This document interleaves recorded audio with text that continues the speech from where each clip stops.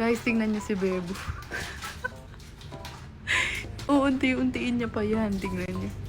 Kasi guys, may dami na nakapansin sa kanya na pumuputi siya. Ngayon, sineryoso naman niya. Maghahati-hati pa yan ng sabon. O, di ba?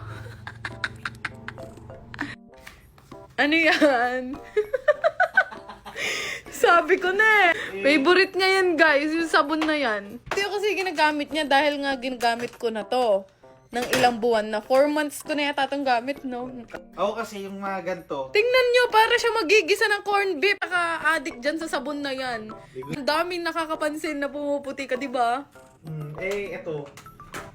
Basta maliligo na ako. Dati guys, wala akong problema sa stock ko ng sabon. Ngayon, nakikiagaw na rin siya sa sabon na ginagamit ko. Tingnan niyo si Bebo. Oy! Alagang you glow, babe. Malapit na kaming maging magkakulay. So, Oh, konti na lang guys. Promise.